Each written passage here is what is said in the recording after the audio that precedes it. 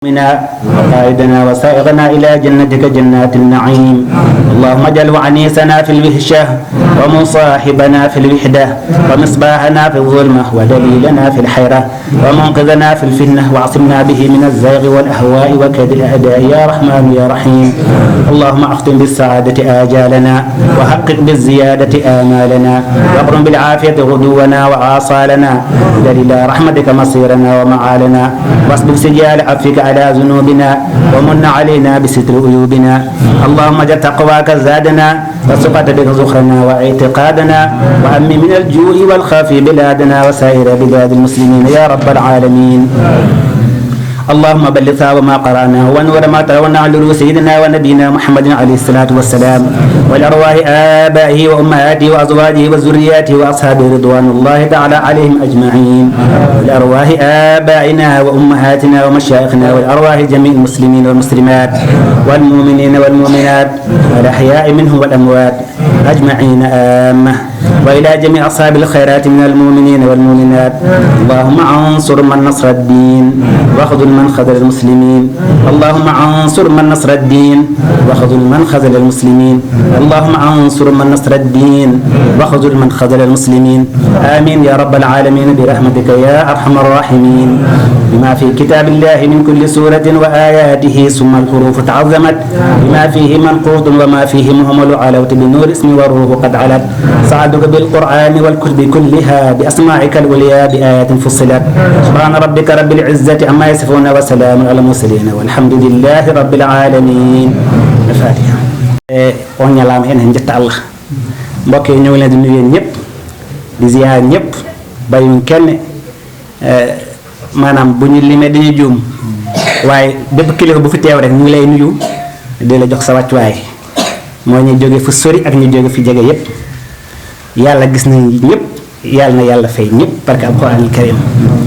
di sant sëñ bi bu baax di ko ziyaara ndax tey yàlla dogal na ñeenti xale yi ñoo fi ñibbisi te wàcc alquran aywa ñetti xale yi man maa leen doon jàngal man fii laa jàngee benn xale bi ci Umar la doon jàngee Umar fii la jàngee kon lépp rek fii ci kër gi la kon ñu ngi ci sant yàlla bu baax di xamal mbokk yi ñoo ngi sant suñ mbokk yi nga xam ne ñoo jóge Touba mu see ñàkk ndax ñooñu dalal maanaam dëkkoo ñu yaatal ñu mën a dëkk ak ñoom dëkk bu rafet dëkk fukki at ak juróom-ñeent koo ko dëkkal maanaam xam nga jikkoom moom it xam na sa jikkoo wax dégg yàlla gisuñu dara li ñu xeb si ñoom ñoo ngi sant yaayu daar yi nga xam ne ñoo yore woon gone yi nga xam ne wàcc nañ fi te alxuraan te yoroon leen xamuñ seen yaay xamuñ seen baay yàlla rek tax ak alxuraan ñooñu mu ñaan yàlla na yàlla fay mooy soxna yooyu ak seen borom kër di sant ñëpp. léegi nag balaa ñuy guddal rek dañuy jox ñi jàng gone yi ku ne mu barkeelu alxuraan tuuti ñoom ñëpp bu ñu paree ñu jox Thierno Umar mu def tuuti bayaana bu ñu paree ku buggaat xaddu bi ñu jox la bu ñu paree jox Thierno mu def ñaan ndax xam nga ne dañuy gaawante ak heure bi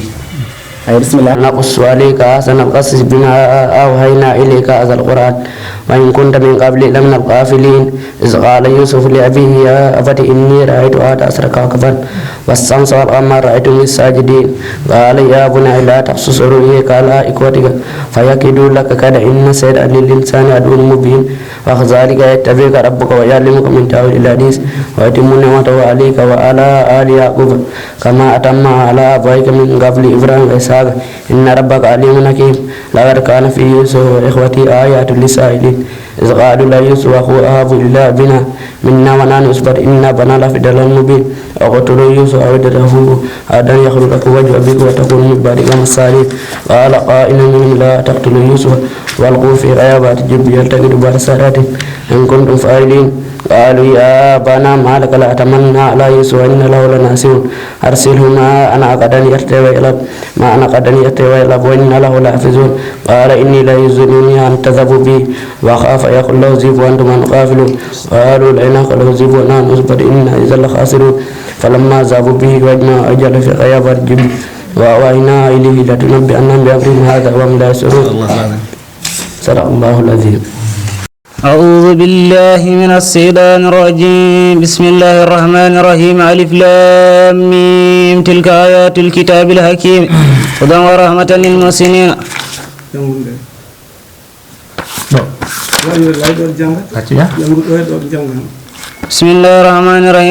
بسم الله الرحمن الرحيم ألف لام ميم تلك آيات الكتاب الحكيم هدى ورحمة للمحسنين الذين يقيمون الصلاة ويؤتون الزكاة وهم بالآخرة يوقنون أولئك على هدى من ربهم وأولئك هم المفلحون ومن الناس من يشتري لهو الحديث ليضل عن سبيل الله بغير علم ويتخذها هزوا أولئك لهم عذاب أليم إن الذين آمنوا وعملوا الصالحات لهم جنات النعيم خالدين فيها وعد الله حقا وهو العزيز الحكيم وعد الله حقا وهو العزيز الحكيم خلق السماوات بغير عمد ترونها وألقى في الأرض رواسي أن تميد بكم وبث فيها من كل دابة وأنزلنا من السماء ماء فأنبتنا فيها من كل زوج كريم هذا خلق الله فأروني ماذا خلق الذين من دونه بل الظالمون في ضلال مبين ولقد آتينا لقمان الحكمة أن يشكر لله ومن يشكر فإنما يشكر لنفسه ومن كفر فإن الله غني حميد وإذ قال لقمان لابنه وهو يعظه يا بني لا تشرك بالله إن الشرك لظلم عظيم ووصينا الإنسان بوالديه حملته أمه وهنا على وهن وفصاله في عامين أن اشكر لي ولوالديك إلي المصير وإن جاهداك على أن تشرك بي ما ليس لك به علم فلا تطعهما وصاحبهما في الدنيا معروفا واتبع سبيل من أناب إلي ثم إلي مرجعكم فأنبئكم بما كنتم تعملون يا بني إنها إن تك مثقال حبة من خردل فتكن في صخرة أو في السماوات أو في الأرض يأت بها الله إن الله لطيف خبير يا بني أقم الصلاة وأمر بالمعروف ونهى عن المنكر واصبر على ما أصابك إن ذلك من عزم الأمور ولا تسعر خدك للناس ولا تمس في الأرض مرحا إن الله لا يحب كل مختال فخور واقصر في مسجدك واغضض من صوتك إن أنكر الأصوات لصوت الحمير ألم تر أن الله سخر لكم ما في السماوات وما في الأرض وأسبغ عليكم نعمه ظاهرة وباطنة ومن الناس من يجادل في الله بغير علم ولا هدى ولا كتاب منير وإذا قيل لهم اتبعوا ما أنزل الله قالوا بل نتبع ما وجدنا عليه آباءنا أولو كان الشيطان يدعوهم إلى عذاب السعير ومن يسلم وجهه إلى الله وهو محسن فقد استمسك بالعروة الوثقى وإلى الله عاقبة الأمور صدق الله العظيم. الشيطان الرجيم بسم الله الرحمن الرحيم ألف لام ميم ذلك الكتاب لا ريب فيه هدى للمتقين الذين يؤمنون بالغيب ويقيمون الصلاة ومما رزقناهم ينفقون والذين يؤمنون بما أنزل إليك وما أنزل من قبلك وبالآخرة هم يوقنون أولئك على هدى من ربهم وأولئك هم المفلحون إن الذين كفروا سواء عليهم أنذرتهم أم لم تنذرهم لا يؤمنون ختم الله على قلوبهم وعلى سمعهم وعلى أبصارهم غشاوة ولهم عذاب عظيم ومن الناس من يقول آمنا بالله وباليوم الآخر وما هم بمؤمنين يخادعون الله والذين آمنوا وما يخادعون إلا أنفسهم وما يشعرون في قلوبهم مرض فزادهم الله مرضا ولهم عذاب أليم بما كانوا يكذبون وإذا قيل لهم لا تفسدوا في الأرض قالوا إنما نحن مصلحون ألا إنهم هم المفسدون ولكن لا يشعرون صدق الله العظيم. من الشيطان الرجيم نبي عبادي عني أنا الغفور الرحيم وأن عذابي هو العذاب الأليم ونبئهم عن ضيف إبراهيم إذ دخلوا عليه فقالوا سلاما قال إنا منكم وجلون قالوا لا توجل إنا نبشرك بغلام عليم قال أبشرتموني على أن مسني الكبر فبم تبشرون قالوا بشرناك بالحق فلا تكن من القانتين قال ومن يقنط من رحمة ربه إلا الضالون قال فما خطبكم أيها المرسلون قالوا إنا أرسلنا إلى قوم مجرمين إلا على هود إنا لمنجوهم أجمعين إلا امرأته قدرنا إنها لمن الغابرين فلما جاء لود المرسلون قال إنكم قوم منكرون قالوا بل جئناك بما كانوا فيه يمترون وأتيناك بالحق وإنا لصادقون فاسر بأهلك بقدر من الليل واتبع أدبارهم ولا يلتفت منكم أحد وامضوا حيث تؤمرون وقضينا إليه ذلك الأمر أن دابر هؤلاء مقطوع مصبحين وجاء أهل المدينة يستبشرون قال إن هؤلاء ضيفي فلا تفضحوني واتقوا الله ولا تخزون قالوا أولم ننهك عن العالمين قال هؤلاء بناتي إن كنتم فاعلين لعمرك إنهم لفي سكرتهم يعمهون فأخذتهم الصيحة مسرقين فجعلنا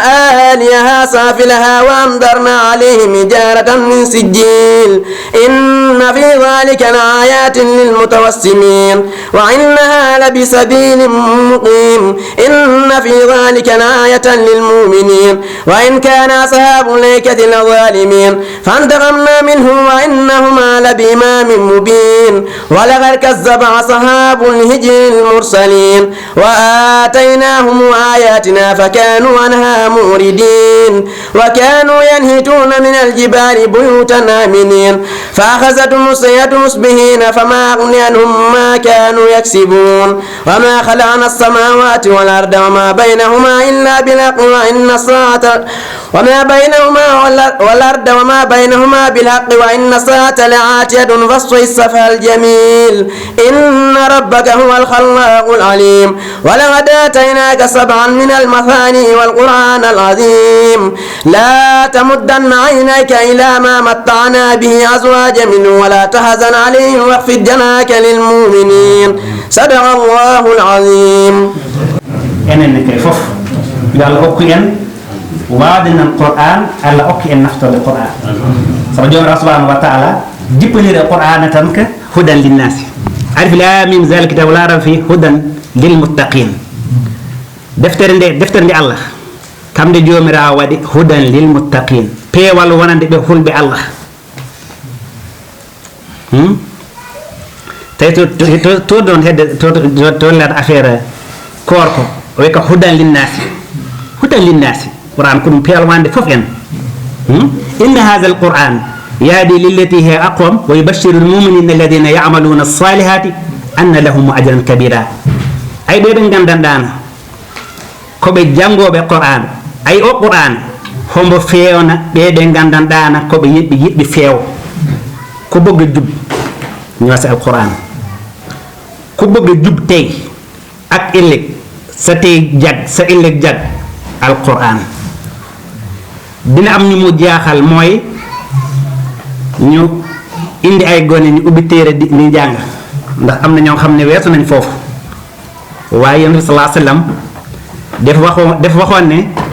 ñi nga xam ne mokkal nañ alquran ñu ànd ak ma as-safaratil kiramil barara ñooñu lañu àndal mooy ñi mokkal alquran ñi nga xam ne nag di nabi di jéem di ijji di boole sallallahu alayhi wasallam ñu am nañu ñaari yool falahu adidaan mooy ki nga xam ne mi ngi jéem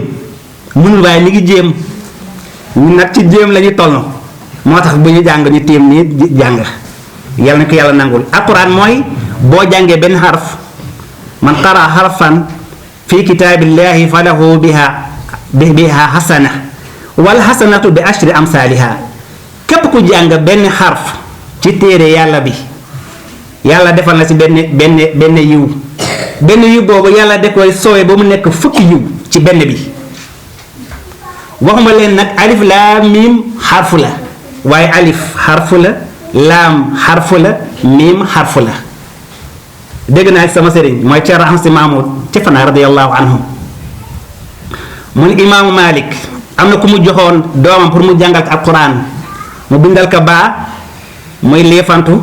ba mu mën a ijji mu ijjal ko ba mu mën a boole mu booleel ko mu jàngal ko fatiha kere bu mu jàngalee fatiha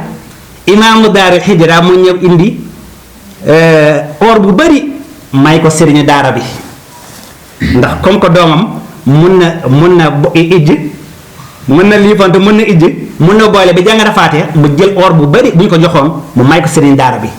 sëriñu daara bi yow kii fatiha rek la jàngagum nga di ma jox lii lépp waaye tegu baa dafa jàpp loxo xale bi yóbbu ko mu ne yow kii li nga ko jàngal xamoo ko ndax xam na ñun ñëpp amul kenn koo xam ne ki sa julli mun na baax di jàngoo fatiha te ndax xam na ñun li ñu njëkk laaj mooy suñu julli ji kalo international am day ndeer yenaade mon ko julde nde si julde feewi nira sallallahu alayhi wasallam fof feewi si julde boni iyazu billahi yo Allah dandan hen sawa fatiha julde ma sellata wadde ɗum neɗɗo yahi wawi ha wawi janggo hijrar wawi janggo yusuf alhamdulillahi rabbil alamin yo Allah waɗa hen barke de qur'an noon seydina omar wiyena nela sallallahu alayhi wasallam wi inna allaha yarfa'u bi hadha alkitabu aqwaman wa yadau biha akharin nde deftere allah homen yekkata yimɓe ɓe yekkitɓe deftere allah nema allah yekki ɗumen hen o mo gandanɗana jinnaɗo mum fagganima ɗum qur'ana on ala jobde jinnaɗo mum enen ɓe ɓe gandanɗana jinnaɗo men ɓe pagganima en yo en jang qur'ana en ngala jubde mu en ko wona donaɗo men joni wadde en guindira eɗo mbeɗen ceerno oumar woda ko addi hen inchallahu taala kala cohluɗa konngol he kadi mbayɗen ɗum so Allah jaaɓi ɓesden hen yalla may kattan ayyadahu llah wa nasrah dégg naa mu ne am na ku ñu dencoon buñ ko dencee ba pare bàmmeel bi tàkk ñu indi ay sëriñu daara yu bëri ñu wàccal ko ay kaamil yu bëri bàmmeel bi tee tàkk mu ne leen am benn nitu yàlla moo ñëw mu ne ndax kii am na doom ñu ne ko am na doom mu ne dem leen indi doom ji ñu indi doom ji bu bindal ko bismillah baa siin miimal alif lam asgar bu bindal ko bari bu ñëw toog si bàmmeel bi mu ne neel baa xale bi ne baa safara si wàññeeku mu ne neel siin mu ne siin safara si wàññeeku mu ne neel miim safara si fay muy saxaar mu ne alif lam mu sedda guy mu ne asgar bu sedda guy mu ne kii yàlla jéggal na ko lu mu ko amee doomam bi mu jàngal alquran kon ñun nañu jàpp si alquran xam ne mooy suñu defaru fii mooy suñu defar fi ñu jëm buñ ko feetalee si kanam ñu nekk ci kanam bu ñu feetalee si gannaaw la ñu nekk tey ak ëllëg yàlla moo ko wax inna hadha alquran yahdi lillati aqwam bashiril mu'minin afaman sharaha allahu sadrahu lil islam fa huwa ala nurin min rabbih fa waylun lil qasiyati qulubuhum min zikrillah allahu nazzala ahsana alhadith yàlla wàcc na li gën ci waxtaan li gën ci wax yàlla moo ko wàccee kitaaban mutashabihan téere boo xam ne dafa bëri ay nuroo masaaniya taqsha'iru minhu juluudu alladhina yakhshawna rabbahum summa talinu juluduhum wa qulubuhum ila zikrillah zalika hudallah moo tax seen bi jël dëgg bi tuddee ko hudallah yàlla nee na qul inna al huda hudallah wala qul inna hudallahi huwa al huda loola mooy huda dégg ñun ñëpp bu ñu jàngee faate li ñuy wax ihdina siraatal mustaqim nañu xam ne bu ñu jubut du ñu jëm aljanna mënuñoo jub te bàyyi téere yàlla bi si suñu gannaaw kon Ceerno ma bismillah شرور أنفسنا ومن سيئات أعمالنا من يهده الله فلا مضل له ومن يضلل فلا هادي له وأشهد أن لا إله إلا الله وحده لا شريك له وأشهد أن محمدا عبده ورسوله صلى الله عليه وعلى آله وأصحابه أجمعين بندرا السلام عليكم ورحمة الله وبركاته إذن كلمنا هلفا wonɓe ɓe ɗo jettaye eɗen ɗumen juuro eɗen ɗumen jafno joɗogol he heɗen jetta Allah kattude jettoje haqqa hamdihi alhamdulillahi haqqa hamdihi heɗen ñaago Allah tabaraka wa taala ɗum ɗo yo Allah ñinnu ɗum ɗo hebbina ɗum ɗo bi barakatul qur'anil karim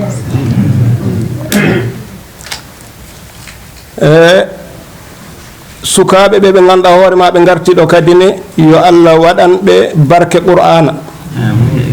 yo Allah jippina mo en peewal,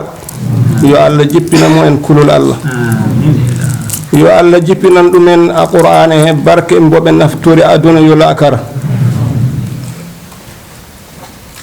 almuɓɓe ɓe de ɓe gona almuɓɓe e sikkoɓe almuɓɓe kadi ne ha Allah waɗi ɓe ngartiɗo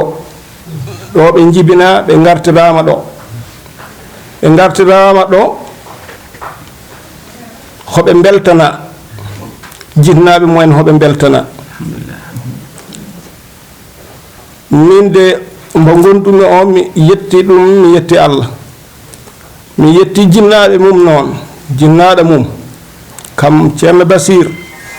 mi ɗum yetta mi ɗum ñaagono Allah yo Allah okku ɗum gurdam juɗɗam a balɗe moƴƴe, yo Allah okku ɗum cellal, Allah okku ɗum kumtal haaju aduna al akara. o hoolima kam o resndi kam sukaaɓe mum ɗiɗa, ɓiɓɓe mum ɗiɗa, kamɓe fof miɗo ɓe etano nde mi waawa. kam hay sama rimmi esi noon ko jiɗngu a hoolaare ko ɗum taki weeɗinme ɓe, hombo yi heewɓe ɓe ngannduɗaa hoore ma, hombo ɓe waawno weeru weeɗaani ɓe. Allah walli kam noon haa ceerno Basiru artiɗo e galle hee. miɗum ñaagono Allah a moƴƴere Allah heewde heende gasata amango siinaaji mum ɗi wi wa in min shay'in illa indana khazainuhu, yo Allah waɗan ɗum moƴƴere, yo Allah uddit ɗum, yo Allah waɗan ɗum gurdam juɗɗam, yo Allah waɗan ɗum e ko barke e ko janngi ko ngannduɗaa hoore ma ko faandi heen yo ko faandaaka heen, ko ngannduɗaa hoore ma taw ko moƴƴere bi barakatul qur'anil karim. heddiiɓe ɓeenene ko noon ndu aranmi ɗumen, kamen Baba Ndaw, a ceerno Demba, a ceerno Saïd Fallu, kamen fof miɗo ɓe du'ano Allah yo Allah jaɓanɓe ko ɓe janngi ko kadi ne yo Allah waɗan ɓe heen barke bi barakatul qur'an. jinnaɓe mumen kadi yo Allah junnu balɗe mumen, Allah moƴƴina battande mumen. a raɓɓinde tan hina waawi juuti e si noon tawde mbiyeɗen ko yo ɗum raɓɓu en guetoto tan ɗum raɓɓa takkusan ari. qur'ana nelaɗo sallllahu alayhi wa sallam wi si tawi yimɓe ngari a suudu mum majtama'a qawmun baytun min buyutillahi illa nazalat alayhim sakina wa ghasiyathum arrahma wa hafathum almalaika wa zakarahum llahu fi man indah. nelaɗo sallllahu alayhi wa sallam so tawi woni yimɓe pottiti a suudu mum he kam suudu Allah he, hoɓe a deftere Allah he, hoɓe janngo, hoɓe nde jannga hakkunde mumen, hoɓe ciftina ko a nder mumen, hoɓe ciftinira a nder mumen deftere nde, Allah ma jippin ko wiyete sakina deƴre, ma jippin malaikaji ɗi taaro ɗumen imsinano, ma jippin kadi yurmede e mumen. ɗum noon o jetayi kombo jetayi mawɗo mo ngannduɗaa hoore ma comme mawɗo to Allah tabaraka wa taala hay si mawnani en guite yimɓe he. nelaɗo sallllahu alayhi wa sallam hadis juɗɗo seeɗa Ali ibnu Abi Talib wi nelaɗo sallllahu alayhi wa sallam o nani nelaɗo wi ala innaha satakunu fitna, wi kam Ali ibnu Abi Talibin wi nani nelaɗo wi sallllahu alayhi wa sallam ma fitina ar. qultu fama almukhraj minha ya rasulallah, mbimi ɗum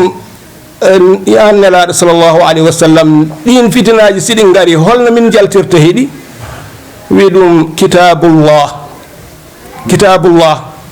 fihi naba'u ma qablakum wa khabarun ma ba'dukum wa hukmun ma baynakum wa huwa alfaslu laysa bilhadr. wi ɗum yaltinta on hen tan ko deftere Allah nde, sabu deftere Allah nde ko hen habaruji yawtuɓe ngoni, aroɓe ɓe ko hen ngoni, kadi ne kala mo jegge hende ko hen jawtata. nde deftere nde ala gaajate gonɗe hende, cakan ala nde deftere. wi ɗum wa huwa hablul matin, kamde woni ɓoggol Allah tingol ngol, wa huwa zicrul hakim, kamde woni zicrul hakim, wa huwa siratul mustaqim, wi kamde woni siratul mustaqim nde ɗo deftere. araɓɓinde hadis o mbo juuti wi kalomba man qala bihi sadaqa waman amila bihi ujira waman daa bihi ila hudan ila siratin mustaqim kalomba jangti deftere he an woni layɗo ko selli ko an woni layɗo gonga kalomba ñawri nde deftere ka an woni ñawɗo gonga kalomba golliri nde deftere ma Allah barjinma ma Allah hokkuma baraji nelaɗo sallllahu alayhi wa sallam o wi hadis goɗɗo wi afdalu ibadati ummati qira'atul qur'an yewtan ɗum nelaɗo sallllahu alayhi wa sallam wi ko ɓuri mawno a dewe Allah a leñol mum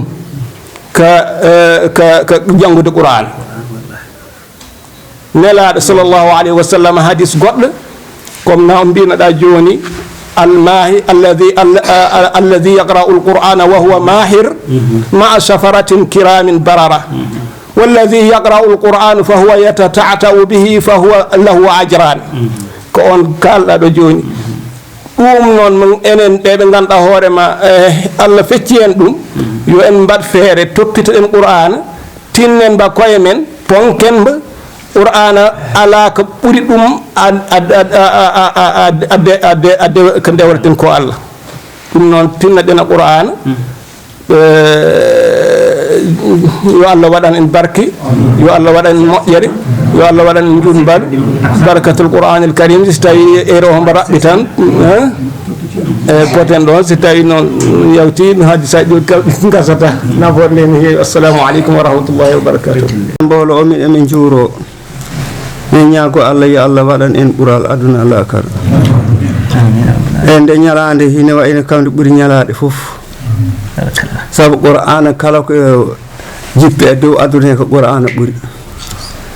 sabu nira Allah sallallahu alaihi wa sallam ɓurdi foor alif goto ɓuuri ɗum foor ɓe wiyama أفضل ما يتلى وما يقال وخير ما ينفق فيه المال قراءة القرآن عند الناس والله هالا ɓuri moƴƴude haala ɓuri moƴƴude haala ko alquran ɓuri moƴƴude ko jangate ko alquran ko ɓuri moƴƴude ko hene layna yimɓe nde ko alquran يا من يريد قرب من مولاه wi an o jiɗɗo ɓaɗa jooma فليقرأ القرآن لا ينشأ ya janngo alquran wata yidde alquran جاءت لكل حرف 10 حسنات wi kala harfu hen goto mo janngoɗa ma dañ moƴƴi sappo كذاك تمها عنه 10 سيئات wi ko sa jangi aya goto amma windande bara e sappo amma foppande bakkatuji sappo alhamdulillah ومن قرأه في صلاة قائمة wi kala janngoɗo alquran ha dari 50 للحرف capat harfu fof mo janngoɗa nder julde he amma dañ kala harfu han si tawi ta juulani ko mbiyeɗa ko sappo si aɗa julno ko capanɗe joyi harfu capanɗe joyi mo jaggata kala harfu mo layɗa a dañi para e capanɗe joyi a foppanama kadi bakkatu capanɗe joyi جاء لكل حرف 10 حسنة كذاك تمها عنه السيئات ومن قرأه في صلاة قائمة 50 للحرف فكن معلما بفهم أو بغير فهم يا فتاه والله ويما أنا جنgo القرآن foti ka andi ka alquran layata walla anda ka alquran layata ya jango alquran jangina alquran هذا هو الفضل من الله أتى no dum non ko dum bural gimmingal ta jomira subhanahu wa ta'ala wallahi رواه من تعلم يا صاحبي عن الحسن بن علي بن عن النبي صلى الله عليه وسلم ko dum hadith mo ƴettada e ali mo ƴetta e hasan mo ƴetta e nela sallallahu alaihi wasallam ko dum hadith cellodo barakallah o heren toro jomira subhanahu wa ta'ala ɓe gandanɗa hoore ma ko kamen tusɗo duɗal ngal ɓe gandanɗa kamen tusɗo duɗal ngal woni jinnaɗo men ceerno amadou hoye won jinnaɗo men ceerno amadou hoye so radiyallahu anhu a cheikh ibrahima ka e cheikh ibrahima radiyallahu anhuma eɗen ñaago Allah yo Allah ɓesdanɓe annore heɗen ñaago e alquran yo Allah ɓesda ɗumen annore to toɓe goni te wallahi ma Allah ɓesdone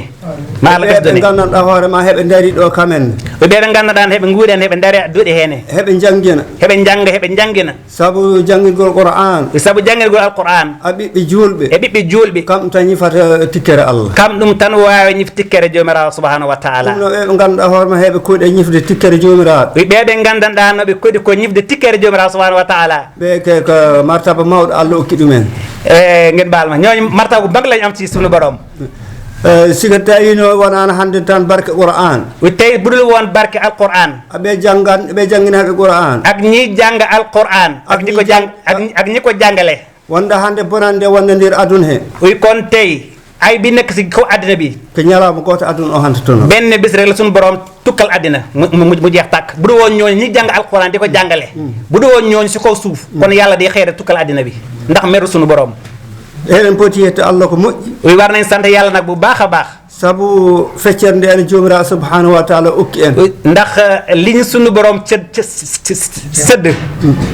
sabu cër bi ñu suñu borom sëdd a wawde qur'an ci jàng alquran mun alquran ko enen tan allah okki ɗum alhamdulilah ñu sant yàlla may ñu di sant yàlla bu baax a baax siko wonano ko wi ko bu dul woon li yàlla wax wala qad karramna bani adam wala qad karramna bani adam yàlla nee na man maa teral bani adama wonde en mbawata qur'an kon duñu mën a jàng sax sabu alquran konngol jomiraɗo ndax waxu suñu borom nin ɗum teddiri ni mu teddee mu ne nee na li ngeen wax rek doy na enen en du ostan ñun dañu ñaan rek caggal de jettuɗen allah noon ginnaaw bi ñu sante yàlla nag onon jangginatnoɓe cukloñ koy yéen ñi nga xam ne yéen a doon jàngal xale yi min jetti on min do onena nee na sëñ bi nee na ñun ñoo jàngale xale yi sant nañ leen gërëm leen ñun ñu jàngal xale yi sant nañ leen gërëm nañ leen yo allah waɗan on moƴƴere ñu ngi ñaan yàlla yal na yàlla defal yiw àddina ak laaxira barke alquran amin tolniɗen fof en ɓesdi yit koye men fu ñu mën a toll nag nañu yokk bëgg suñu bopp yidde hoorema noon mu ne bëgg sa bopp nag ko ardi hen wattandi hen li ci njëkk mujj si ko wonde julɗo nekk jullit yo en tinna diine men hen nañu góorgóorlu ci suñu diine ji wata en jeeyba e dara bu ñu jaay suñu diine ji dara wata en jeeyba daraja muñ ko jaay daraja wata en jeeyba jawdi muñ ko jaay alal suñu diine ji muñ ko jaay daraja muñ ko jaay alal ndax moo gën lépp yo en tinna e hen nañ ci góorgóorlu bu baax a baax a baax a baax yo en tinna liggaɗen nañu góorgóorlu liggéey liggaɗen ñu liggéey ci suñu doole nguuren hen ñu dund ci suñu doole saabu neɗɗo ndax nit kala ko dañi lépp lu mu am ma lamde no dañirno ɗum dinañ ko laaj fu mu ko jëlee woon eɗo ñaami ɗum ak fan la ko lekk ɗum noon tinnoɗen ko ɗaɓɓaten ko nee na nañu góorgóorlu li ñu fagu ci kaw suuf ɗum lewa na nekk lu lew ko ñaamaten ko li ñu lekk di nekk di ko lekk yo ɗum lew na lew kala ko allah okki en wi lépp lu ñu yàlla may yo en jondina hen nañ ci doylu yo en jondina nañ ci doylu bu baax a baax a baax jondina nañ ci nañ doylu yo en manda kala ko allah ayninani en nañu maandu ci lépp loo xam ne kenn duñu si laaj kala ko allah ayninanima lépp lu la yàlla samaloowut lamdata kon ɗum batu yàlla du la ko laaj keroog yawmal qiyaam ko gaynaniɗen kono li ñu samaloo nag ma en lamde ɗum dinañu ko laaj de tawde gaynaka men koko en salori ndax comme que li ñu sàmmal nii rek mënuluñ ko yo ɗum yon en ha mbasen nana naata gaynaka jana nañu doy be di dugg si yëfu jàmbur comme que ñun li ñu yor nii rek doy nañu sëkk nañ ci maandu ñu yem ci bañ a dugg si yëfu jàmbur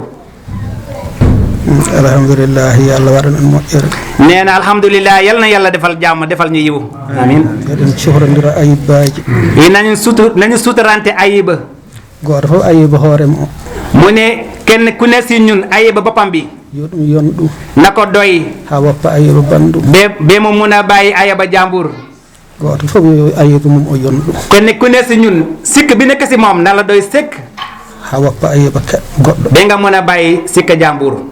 yo allah waɗan en sutura yal na yàlla defal sutura yo allah waɗ cellal yal na yàlla defal wér yo allah waɗ juhmbaɗu yal na yàlla defal gudd fan amin waji ɗino yo allah barkinan ɗumen jangde mumen mu ne xale yi nga xam ne jàngal nañ ba wàcc tey ñu ñibbisi fii tey yal na leen yàlla barkeel la ci li ñu jàng amin woɓɓe ne heɓe ɗo koɓe jippinɓe koɓe naɓteteɓe mu ne am na ñeneen ñu nekk fii leen doon jànge ci daara bii nekk si kër gi nii ñoom tamit wàcc nañu dina leen delloo ñoom tamit yo allah waɗan barke e koɓe janggi ko ñoom tamit li ñu jàngat ba wàcc yal na ko yàlla barkeel amin saabu hormonelaɗo sallallah barke Muhammad sallallahu alayhi wa sallam jaramon jëf neen sëñ bi nee na sant nañ ñëpp ñi nga xam ne ñoo nañ fi yëpp ak ñi nga xam ne jóge nañ fu sori ak wala jóge fu jege si bi neen sant nañ ñëpp jaramon jëf nee na jaramoon jëf on njaaraama